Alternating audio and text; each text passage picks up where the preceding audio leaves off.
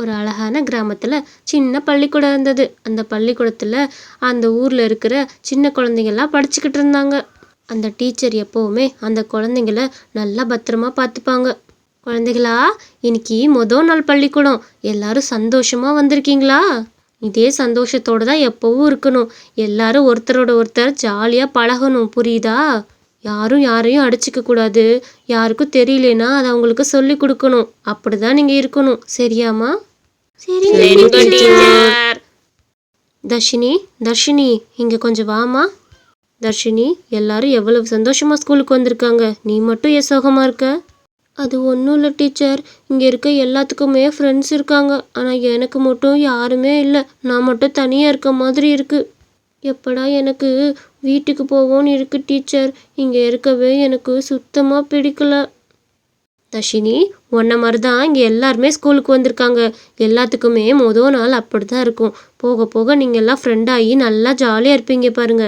உனக்கு ஏதாவது வேணும்னா என்கிட்ட வந்து கேளுமா. தர்ஷினி கூட எல்லாரும் நல்லா பேசுங்க, சரியா? அவள் சோகமாக இருக்கக்கூடாது. எல்லாம் நல்லா பேசணும், சரியா? சரிங்க டீச்சர். நான் இனிமேல் சோகமாக இருக்க மாட்டேன். எப்போவும் சிரிச்சிட்டே இருக்கேன். ஒரு வழியாக ஸ்கூல் முடிஞ்சு சாயந்தரமும் ஆச்சு. குழந்தைங்களா, நான் சொல்லி கொடுத்த பாடத்தை மறக்காமல் வீட்டில் நல்லா படிச்சுட்டு வரணும், புரியுதா? நாளைக்கு நான் ஒவ்வொருத்தராக கேட்பேன். கண்டிப்பாக எல்லாருமே பதில் சொல்லணும்.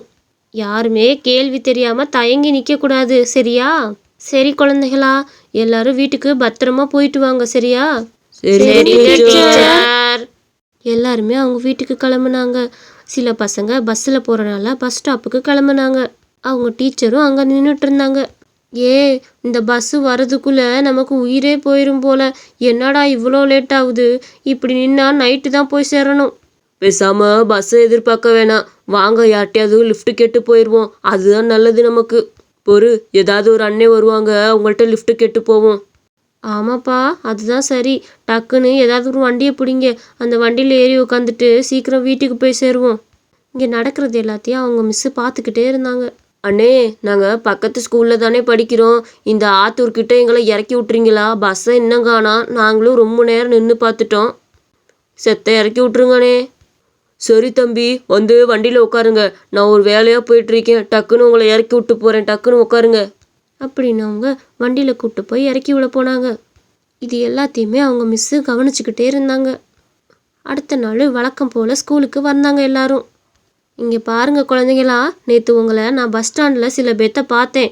அவங்க பஸ் ஸ்டாண்டில் லிஃப்ட் கேட்டு போகிறதையும் பார்த்தேன். அவங்க யாருன்னெலாம் நான் இப்போ சொல்ல மாட்டேன். ஆனால் இனிமேல் அந்த பழக்கத்தை நிறுத்திக்கங்க. இப்படி லிஃப்ட் கேட்டு போகிறது ரொம்ப ஆபத்தான விஷயம். அவங்க உங்களை கடத்திட்டு போயிட்டா அப்படியே என்ன பண்ணுவீங்க? அதனால எவ்வளோ நேரம் ஆனாலும் பஸ்ஸுக்கு வெயிட் பண்ணி தான் போகணும். அப்படி பஸ்ஸு வரல அப்படின்னா பக்கத்தில் தானே ஸ்கூல் இருக்குது, இங்கே வந்து இன்ஃபார்ம் பண்ணணும், புரியுதா?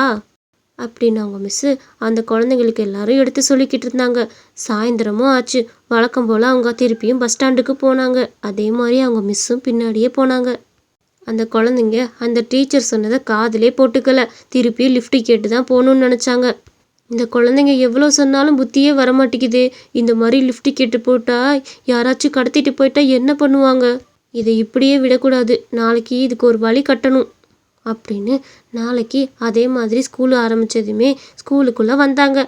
குழந்தைங்களா, உங்களுக்கெல்லாம் ஒரு விஷயம் சொல்லணும்னு நினச்சேன். நம்ம பக்கத்து கிளாஸ் அருண் இருக்கான்ல, அந்த பையன் நேற்று பஸ் ஸ்டாண்டில் லிஃப்ட் கேட்டு போயிருக்கான்.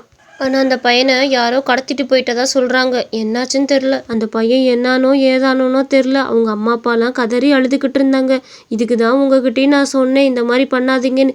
இப்போ பார்த்தீங்களா எப்படி ஆகி போச்சுன்னு? இதோட முடிஞ்சு போட்டோம். இதுக்கு மேலேயாவது நீங்கள் ஒழுங்காக இருங்க. இல்லைனா அந்த பையனோட நிலைமை தான் உங்களுக்கும் வரும்.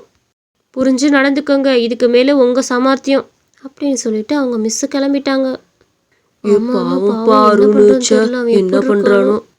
இனிமேல் அந்த மாதிரிலாம் பண்ணக்கூடாதுப்பா. நமக்கு நாளைக்கு இந்த மாதிரி வரலாம், போகாதீங்க. இனிமேலாச்சும் ஒழுங்காக இருக்கணும். இனிமேல் அப்படி பண்ணக்கூடாது. இனிமேல் அப்படிலாம் போகக்கூடாதுப்பா. எப்பா, அந்த குழந்தைங்க அவங்களுக்குள்ளேயே பேசிக்கிட்டாங்க, இனிமேல் அப்படி போகக்கூடாதுன்னு. அதுக்கு அடுத்த நாள் வழக்கம் போல் ஸ்கூல் ஆரம்பித்தாங்க. அவங்க டீச்சரும் முன்னாடி வந்து நின்றுட்டு இருந்தாங்க. குழந்தைங்களா, நேற்று தொலைஞ்சு போனான்ல அருண், இங்கே நிற்கிறான் பாருங்க. இவன் தொலைஞ்செல்லாம் போல, அது நாங்கள் போட்ட ட்ராமா. உங்களுக்கு ஒரு விழிப்புணர்வு கொடுக்கணும் தான் நாங்கள் அப்படி பண்ணணும். இப்போ உங்கள் மனசு எப்படி இருக்குது சொல்லுங்கள்? நேற்று இந்த பையனை காணாதுமே உங்களுக்கு எவ்வளோ வருத்தமாக இருந்துச்சு. நம்மளும் இதே மாதிரி போயிட்டோம்னா என்ன பண்ணுறதுன்னு தோணுச்சுல்ல மனசுக்குள்ள. நீங்கள் யாருமே இந்த விஷயத்த புரிஞ்சுக்கவே இல்லை, பெருசாகவும் எடுத்துக்கல. அதனால தான் நாங்கள் இப்படி ஒரு ட்ராமா பண்ணோம். மிஸ், அப்போ இதெல்லாம் பொய்யா? நான் உண்மையை நினச்சி ரொம்ப நைட்லாம் அழுதுட்டேன் மிஸ். அவன் என்ன பண்ணுறானோ ஏது பண்ணுறானோன்னு நினச்சி அழுதுட்டு இருந்தேன். இந்த மாதிரி பண்ணாதானே உங்களுக்கெல்லாம் புரியுது, இல்லைன்னா இந்த அருமையெல்லாம் உங்களுக்கு புரியுமா? உங்கள் டீச்சர் என்கிட்ட வந்து கேட்டாங்க குழந்தைங்களுக்கு அவேர்னஸ் கொடுக்கணும்னு. அதனால தான் நானும் கிளம்பி வந்தேன். பசங்களா, இனிமேல் யார்கிட்டையும் வண்டியில் லிஃப்ட் கேட்டுலாம் வீட்டுக்கு போகக்கூடாது, புரியுதா? ஒழுங்கா நீங்கள் பஸ்ஸில் தான் போகணும். அப்படி சொல்லவும் எல்லா குழந்தைங்களும் புரிஞ்சுக்கிட்டாங்க. இனிமேல் அப்படி செய்ய மாட்டோம்னு சொன்னாங்க.